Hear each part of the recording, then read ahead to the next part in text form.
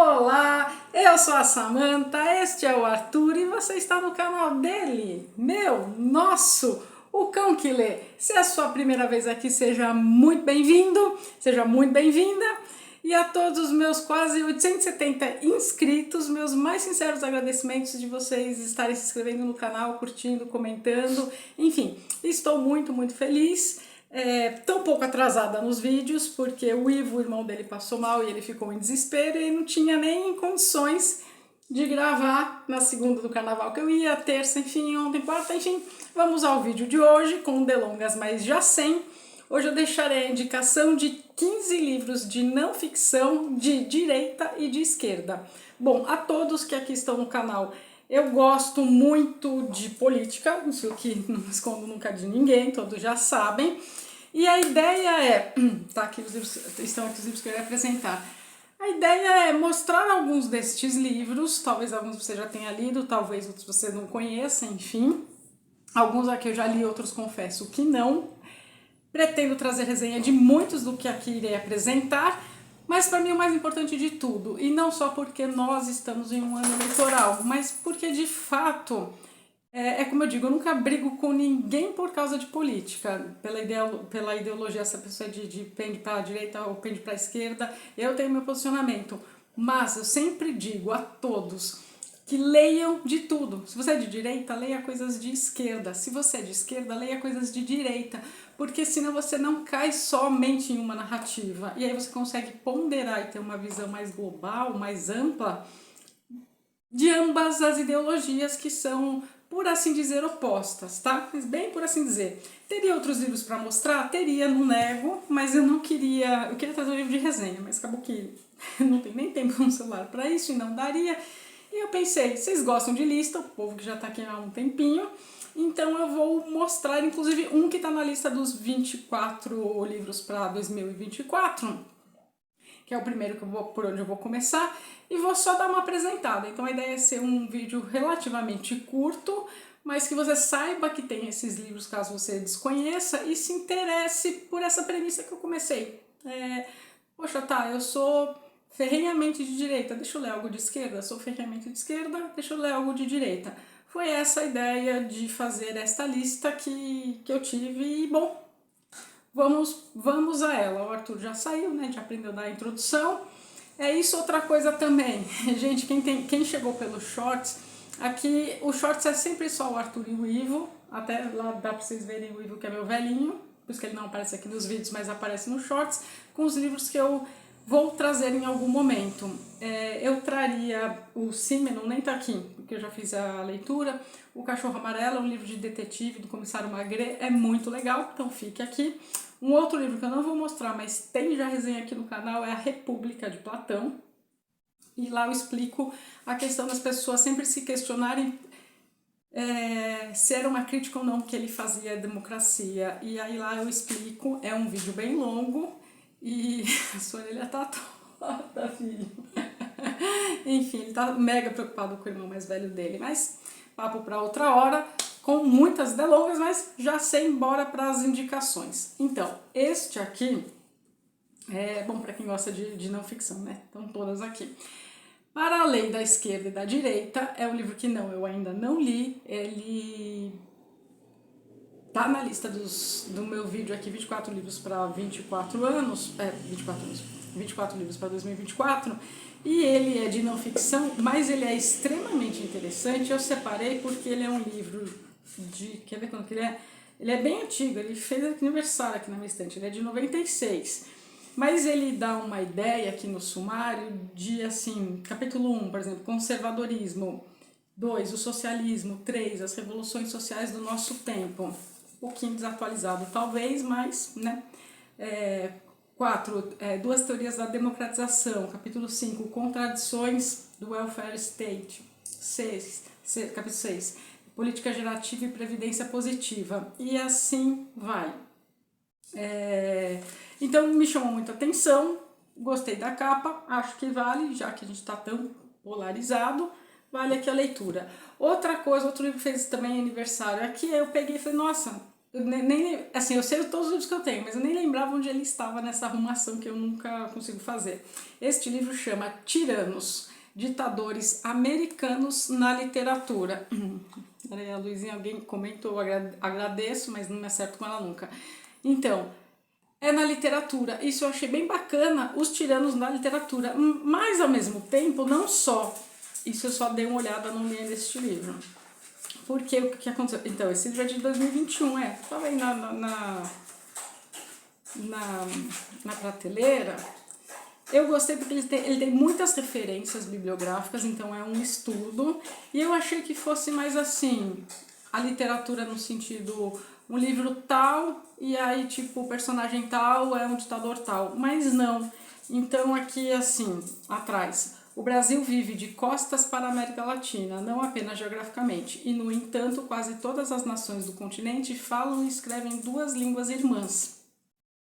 Ocorre que os brasileiros entendem e leem bem o espanhol, mesmo quando não falam esta língua, mas a recíproca não é verdadeira.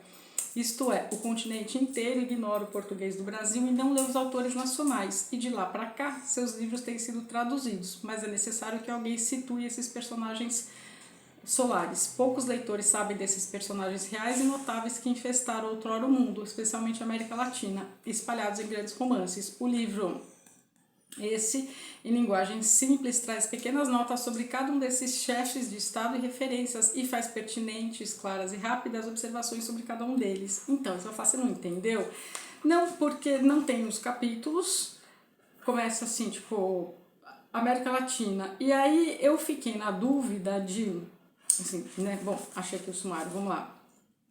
Então a gente tem América Latina, Memórias, Fascínio, Direita versus Esquerdas, Obras sobre Ditaduras e Obras sobre Ditadores, um segundo momento, Fase Moderna, Paz da Pátria. Então eu tô assim, será que é sobre o livro, algum livro específico, ou será que são ditadores, tiranos daqui da nossa região? Não sei, me diga aí se vocês têm interesse, porque o livro é curtinho, dá para ler em uma tarde e, enfim, em algum momento lerei. Um que eu trarei, resenha, Sociedade em Civil, 1989, A Derrocada do Comunismo. Este livro aqui eu já folhei ele algumas vezes, ele é muito interessante. Bom, enfim, eu, como todo mundo sabe, eu não faço questão de esconder, porque eu amo a minha idade, eu nasci em 1980, então na queda do Muro de Berlim, em 89, eu tinha 9 anos. Então eu lembro de ter visto as revistas, o jornal, na TV, enfim, e sempre me interessei muito por esse tema. Você vai falar com 9 anos de idade? Não, gente, óbvio que não. Mas logo depois, assim, quase uma década depois, quando eu peguei o gosto pela leitura, eu quis entender o que foi aquilo tudo que aconteceu. E este livro, ele é muito interessante, só que eu preciso pegar ele direito agora para fazer uma resenha decente e atualizada. Porque aqui é isso, tem mapas, tem a cronologia, tem o que aconteceu, tem, sim, como, olha só que bacana, o mapa como era, enfim, eu queria, à época, entender mais sobre a Alemanha Oriental, a Alemanha Ocidental, qual o real significado do muro, essas coisas todas, e este livro é muito feliz nisso, então preciso, não é uma releitura porque eu não cheguei a ler de cabo a rabo, mas trazer para os nossos dias. Esse aqui, gente, eu tô em débito comigo mesma, porque há quase um ano, quando esse canal ia ser aberto, ia ser minha primeira resenha. Eu não sei falar francês, todo mundo aqui já sabe. Etienne de la Boétie, Discurso sobre a Servidão Voluntária. Eu ia abrir o canal com esse, mas aí também pensei, nossa, vou sair assustando o pessoal, o que o pessoal vai pensar? Enfim, cada um pensa o que quer, cada um deixa nos comentários o que quer. Mas eu, como eu disse, né, vai ter meio balanceado dos dois, mas seria bem este livro inicial, mas acabou que não foi. Tem a letrinha bem curta, um livrinho de fácil acesso, um livro bem antigo, faz todo sentido em muitos aspectos, dá pra, enfim, vai ter uma resenha só dele e logo em breve. E aí, na sequência, a gente tem o Bastiat com a lei, o porquê a esquerda não funciona, as bases do pensamento liberal. Não olhem torto, não olhem com cara nenhuma. Pra gente não ser mais um canal de briga, eu quero, não é unir todo mundo, já disse isso em algum vídeo e qualquer outro vídeo meu eu direi isso, não é unir, eu não tenho essa utopia, eu tenho só muita vontade de que as pessoas dialoguem e conversem e não caiam em discursos de narrativas de um lado ou de outro, vermelhos ou amarelos como chamam, no sentido de cair em narrativas de nós todos sermos manipulados e de coisas não boas estarem no porvir para todos, independente de qual lado. É isso. Então, quero trazer este aqui também. Aí você vai falar, vai fazer algum contraponto em algum outro momento? Vou, porque, como eu disse, eu leio de tudo. Esse aqui é um livro bem interessante, Manifestos Vermelhos. E essa edição da Companhia das Letras, ela conseguiu juntar todos os textos da história da Revolução Russa e todos os manifestos. Então, além de ter uma riqueza histórica de fato muito grande, tem toda a premissa, olha aqui, ó, parte 1, fevereiro, a Revolução unânime, a formação da burocracia czarista ainda. E aí vai, capítulo 2, outubro, tipo, ainda tá começando os bolcheviques, a guerra e as potências capitalistas, a tática bolchevique em março de 1917. Olha, isso aqui é um livro de história mesmo. Tem, assim, vários capítulos, eu vou só dar umas puladinhas aqui pra vocês verem, ó. Os soviéticos e o poder, Lenin e as crises revolucionárias, a revolução dos homens comuns, andando mais, marxismo e a insurreição, o socialismo moderado e a revolução, e aí vai continuando. O governo revolucionário e a repressão, a Revolução Russa e a defesa da pátria revolucionária, Moscou, a nova capital revolucionária, a Revolução Russa e Karl Marx, e assim sucessivamente. Então, assim, como a letra daqui é pequena, foi muito gostoso ler, dá para fazer um contraponto, um balanço, dá para entender os dois lados, como cada um pensa, enfim. Deixa eu deixar meus dois favoritos por fim. Tem um que eu já tô devendo. Depois deste, e quem já leu o Capital, nem peguei, do Marx, tem um aqui que é muito bom, mas muito bom em termos de linguagem simples, de ser super explicativo, que é a teoria da exploração do socialismo-comunismo.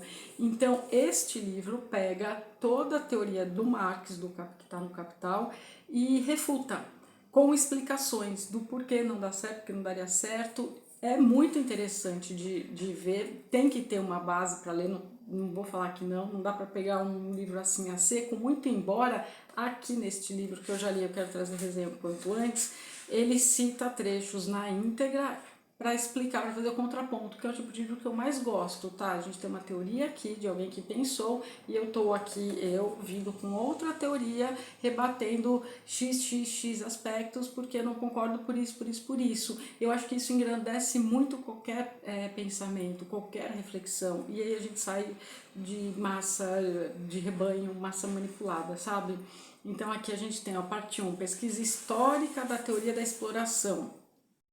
Aí, no capítulo 1, que é dividido ainda, vai pegar essas características gerais da teoria da exploração. Luta moral entre socialismo e capitalismo, teoria socialista de que o juro se fundamenta na exploração e assim vai. Não trouxe Marx aqui, não trouxe Hayek também, porque eu não queria ir para uma pegada neste momento mais voltada à parte econômica. Mas eu tenho livros ali atrás, aqueles vermelhinhos ali do Hayek, enfim, que ele também faz parte da escola austríaca, e esse livro aqui é do Instituto von Mises do Brasil. É muito bom. Para quem gosta de Hayek, super recomendo. Para quem quer saber qual a crítica que, vamos colocar com aspas, a direita faz à esquerda ao Capital do Marx, aqui tem a explicação tintim por tintim. Isso um ponto. Um que eu estou devendo, teria saído agora no carnaval, mas vambora. Adeus Stalin, da Irene Popov. Ela foi Memórias da menina que fugiu da guerra. Esse livro é fantástico, é incrível, eu realmente não esperava, ele me surpreendeu muito. Ela é uma psicóloga, uma psicanalista que morava aqui no Brasil, não encontrei referência se ela está viva ou não, mas há uns anos atrás ela deu uma entrevista no Jô Soares apresentando este livro. E aqui ela relata de forma muito gostosa, com começo, meio e fim, tudo o que aconteceu desde ela na Rússia até a chegada dela aqui ao Brasil e tudo o que ela passou. Aí aqui ela exerce a profissão de psicóloga, ela é uma psicanalista, minha colega, e as pessoas, ela foi contando no decorrer do tempo, as pessoas foram se interessando e dizendo, por que então você não escreve um livro com as suas memórias, com tudo o que aconteceu, enfim. Se você jogar aqui no YouTube e procurar a entrevista da Irene Popov, foi assim que o Jô leu. Tem ela explicando até essa foto, tudo é um livro ilustrado bastante, é um livro assim que tem muitas coisas e para mim eu cheguei a dizer até quando logo li em algum vídeo que seria o correlato da Anne Frank, o diário dela, embora ela fosse, né, uma garota de quase 15 anos, acho que, salvo engano agora, também não trouxe aqui agora, mas seria isso, só que de alguém que escreveu isso mais velho depois que tudo passou aqui já no Brasil. Bom, tem um muito antigo, eu nem sei se ainda existe essa editora, ela era muito boa para muitas coisas, a editora Madras, e aí eu comprei esse Itália Fascista e Alemanha Nazista muito tempo atrás, muito antes dessa polarização toda, mas muito mesmo. E hoje eu acho que hoje faz mais necessário do que nunca, porque tudo agora virou fulano é fascista, fulano é nazista, e as pessoas não sabem direito o conceito.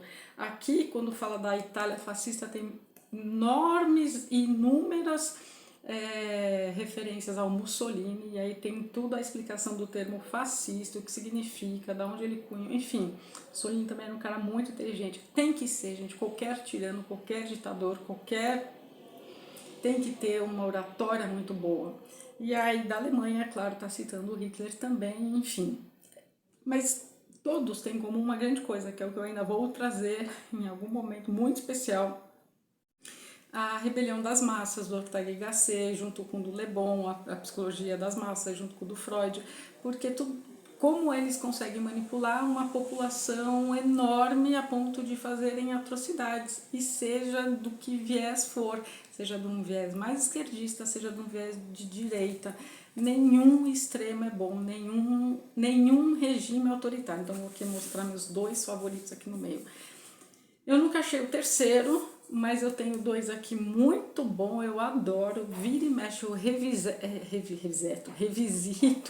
esses dois livros. A gente tem aqui A Construção Social, os dois livros chamam A Construção Social dos Regimes Autoritários. Minha xará Samantha Quadrat foi uma das organizadoras, junto com a Denise Rollenberg, e aqui tá um capa vermelha e um capa amarela, porque no da capa vermelha a gente tem os regimes autoritários, começar por aqui, na África e na Ásia.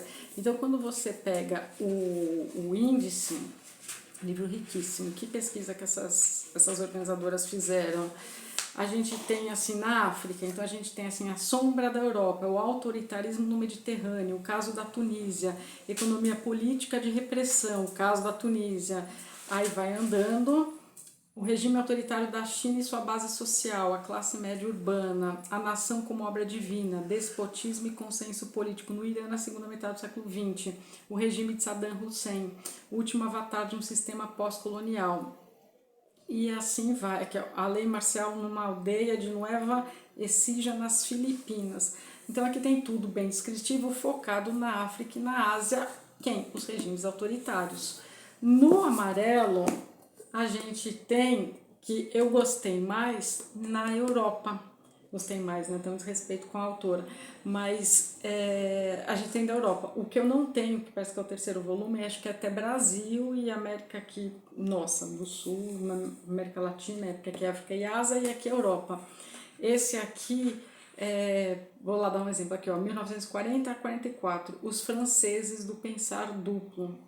Sociedades e regimes autoritários, a democracia, ademais, nas URSS, a União das Repúblicas Soviéticas Socialistas, Stalin, Stalinismo e Sociedade Soviética, Literatura e História, o fascismo italiano, entre consentimento e consenso, são esses os capítulos, os marginais sociais e a consolidação da ditadura de Hitler, o futebol sob o signo da suástica, e assim vai, consenso e organização do consenso na Itália fascista. Então esses dois são meus favoritos, tá extremamente bem imparcial, não que os outros não estejam, mas assim, tá aqui, a história, esses são os fatos, interprete-as, que é como eu mais gosto. Vou deixar por último que eu trarei resenha. Tem um aqui bem interessante, Caçando Che Guevara. E aqui, ó, a história da operação militar norte-americana que transformou camponeses bolivianos em força de combate e capturou o guerrilheiro mais famoso do mundo. Aqui atrás. Porque esse aqui eu não li, eu folhei quando eu comprei, tem bastante fotos, tem fotos da captura dele, tem aqui no começo, quer ver, até uma citação do presidente John Kennedy aqui, ó. John F. Kennedy em carta endereçada ao Exército dos Estados Unidos em apoio às Forças Especiais em 1962. A boina verde está novamente se tornando um símbolo de excelência, um emblema de coragem, uma marca de distinção da luta pela liberdade.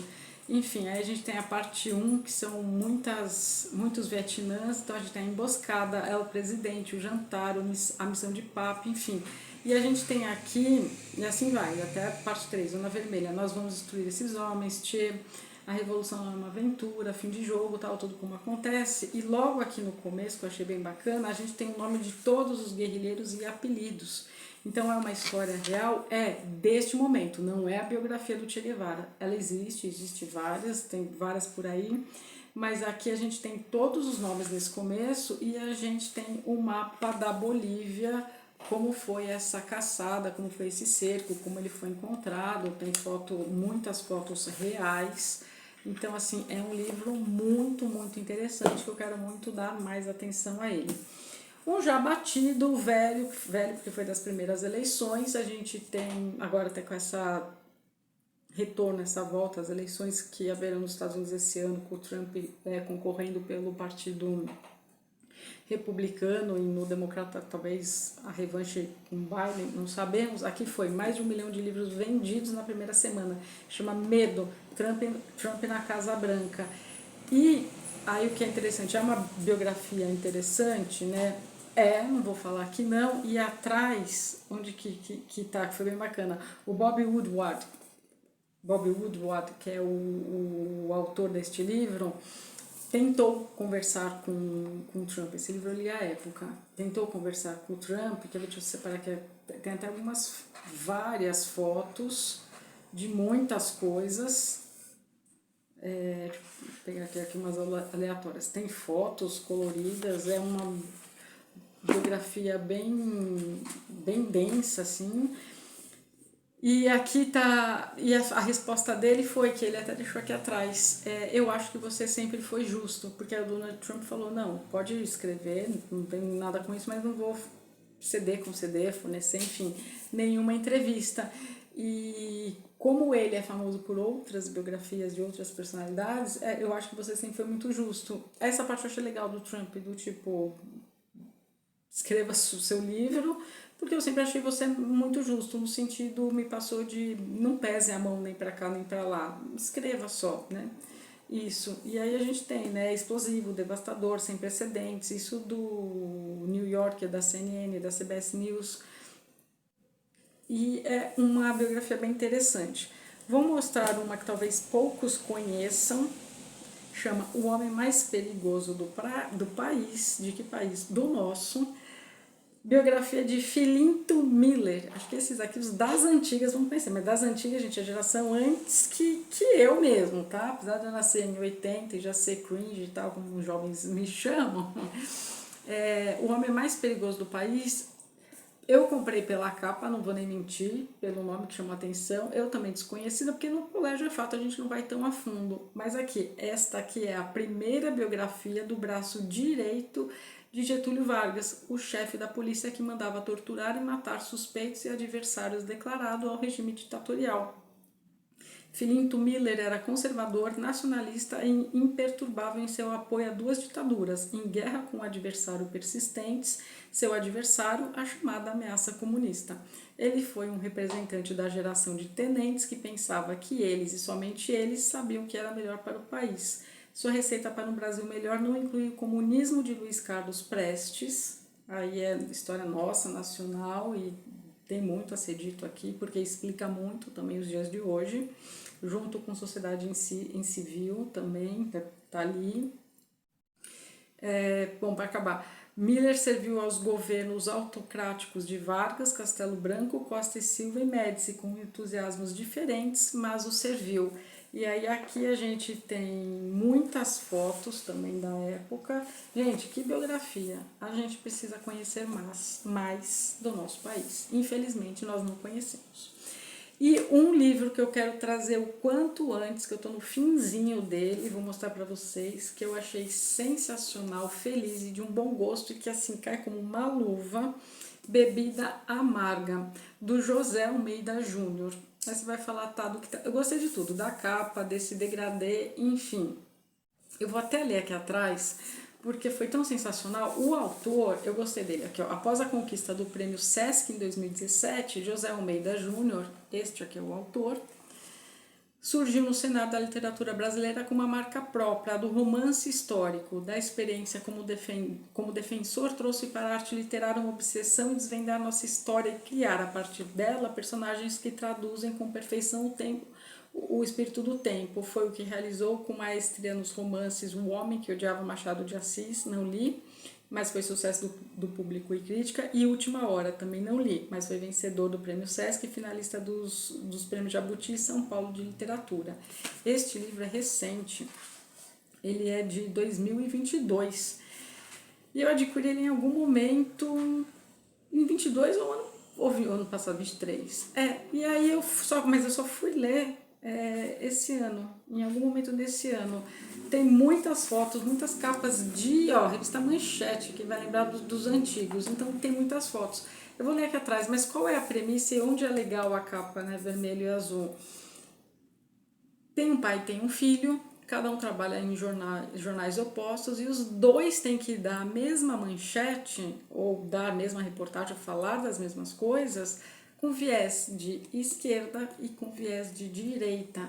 Então, tá muito, muito atual, reflete, retrata, mostra, escancara, na verdade, o jornalismo também de hoje. Em que sentido, né? Falar jornalismo assim é muito amplo, muito genérico, mas na questão de como você conduz, principalmente a essa época que ele trouxe, como você conduz pendendo a mão, que quem tem o dom da escrita, quem escreve bem, pode, através de uma manchete, de um título, de uma vírgula e uma mas ou um contudo, e colocar de acordo com que te induza a pensar de modo que o autor queira que você pensa. Ora mais para a esquerda, ora mais para a direita. Enfim, e é isso que eu não quero que você caia nessa narrativa. Eu quero que você consiga ler um texto e entender. Tá tentando me empurrar para lá, tá tentando me empurrar para cá. Mas eu quero ser empurrado, eu quero pensar por mim mesmo. De novo, pelo bem de todos nós, para que possamos tomar as melhores decisões dentro do possível daqui para frente, e para que quando ouvir uma reportagem em qualquer meio, de jornal, TV, tem esse pensamento mais crítico. E isso aqui tudo dá uma base muito boa para qualquer pessoa, né? Não é ler de peito aberto, largando suas crenças, mas é contrapondo as suas crenças com outros pensamentos, com outros pensadores, que te faz, tá, entendi, mas ainda assim não concordo. Esta para mim é a via bem saudável. O pensar, o refletir, tá, continuo com a minha ideia. Ou pensar e refletir, e esse lado é bom, e não essa polarização que está cindindo a gente. Bem, vou ler aqui atrás, que eu vou trazer esse livro com bastante detalhes, mas aqui, ó, Marcos e Fernando são jornalistas, pai e filho, trabalham em veículos de imprensa concorrentes e com viés ideológicos opostos. Fernando na Tribuna da Imprensa, jornal de Carlos Lacerda, alinhado a um caminho liberal conservador. Marcos na Última Hora, de Samuel Weiner, veículo mais alinhado à esquerda, narrado em primeira pessoa, alternando cada capítulo na voz de um dos personagens. O leitor tem um vislumbre de um dos momentos mais importantes da história do país, sob dois olhares rivais que trabalhavam diretamente com figuras históricas que foram protagonistas de eventos que delinearam os rumos da política do Brasil. Para entender o que aconteceu em 1º de abril de 1964, é preciso retroceder às eleições de 1960 e à polarização que tomou conta do país, sem maquineísmos e a partir do ponto de vista de pontos de vista distintos. Bebida Amarga resgata os reflexos de um dos períodos que se acreditou ter a maior polarização política da história do Brasil, até agora, de fato, até agora mesmo. Voltar a 60, voltar ao período Vargas, voltar a Marcos Lacerda, voltar Gente, é muita coisa, né? E o que me espanta, que é agora meu momento de desabafo nesse último minutinho, é a questão do. Não é uma crítica que eu tenho ao TikTok, tenho, mas é no sentido de ser tudo muito rápido, a informação, não é o conhecimento, e as pessoas não têm paciência para ler, para pensar ou para voltar na nossa própria história. 1960 não está tão distante assim, só que sim, eu não vivi essa época, eu sou, né, geração X, os baby boomers viveram essa geração, mas eles vivenciaram o que estava acontecendo, o porquê da sociedade em civil também, o que estava acontecendo na antiga União Soviética, o que? Quando a gente começa assim juntar, você veio para já se despedir, desdobra a sua orelha, filhote. Peraí, neném, já vou terminar, já vou. Quando a gente coloca essas questões. Peraí, eu sei que seu irmão tá lá. Eu vou desligar, gente, que eu vou cuidar do irmão dele. Mas quando a gente coloca essas questões todas de o que aconteceu, do que. Não, peraí, Arthur, peraí, só um segundinho. Do que aconteceu, do que levou a tudo o que estava acontecendo, do Brasil que flertou com o nazismo também, muitas pessoas nem sabem disso, o que era esta ameaça comunista, o que está acontecendo nos dias de hoje que praticamente repetem algo que já aconteceu. Quando eu falo, né, eu nasci em 80, essas pessoas, meus pais e avós, enfim, dessa geração X toda que vivenciou isso, porque explica você que é filho e que não entende, explica o porquê o medo que aconteceu naquela época. Porque quem nasceu depois dos anos 2000, que é o que eu falo, né, de 95 para frente, essa geração Z, que é a geração que está no TikTok querendo consumir tudo muito rápido, e aí no consultório está aumentando enormemente a angústia, a ansiedade das pessoas, porque está tudo muito para ontem, não tem mais a paciência de fato pegar um livro, ler, interpretar. Por quê? Porque 15 segundos, 20 segundos, vídeo de 30 segundos é muito rápido, você não pensa. E a questão que eu deixo aí para ti é, será que não é exatamente essa ideia de que você não pense e só seja levado pela massa? Então tem muita coisa. E a nossa própria história tem muito que o brasileiro desconhece e que eu lamento muito. E não estou me excluindo, porque eu só fui se interessar também depois dos meus 19, 20 anos. E aí você começa a ver, poxa, como isso faz sentido, como as coisas estão interligadas. Tanto da parte que eu vivi ainda criança, como da parte que depois eu fui crescendo e como do que eu estou vendo agora. Mas tá, aí você vai falar, tá, a vida não é feita de passado. Não, não é, mas o passado explica o agora, isso é fato. E se a gente entender o agora e entender o que não deu certo no passado e ver o que de agora não está dando certo, a gente pode tentar fazer com que o futuro seja um pouco melhor e não cair em narrativas, em erros, narrativas errôneas, pendentes só para um lado, que está te empurrando uma propaganda X legal e que pode depois não dar bem para todos nós. E aí tá, por que você reclamou então da geração Z? Não é que eu reclamei, mas quem nasceu em 2000 sequer, assim, voltando uma história curta, a gente está em 2024, quem nasceu em 2000 e hoje está fazendo 24 anos esse ano. Vamos pegar aqui, vai nosso exemplo recente, o nosso presidente atual. É o terceiro mandato dele, só que ele já teve dois. Só que quem nasceu em 2000, em 2003 tinha quantos anos? 3. Quando acabou tinha o quê? 7. Tá, depois se foi reeleito. 8. Terminou com 12. Entende? É essa a questão. Com 12 anos você não tá pensando, você tá olhando para o amiguinho na cadeira do lado, enfim, tava começando, em 2013, ter WhatsApp, ter Instagram, essas coisas todas, e aí já tava se canalizando para outro lado.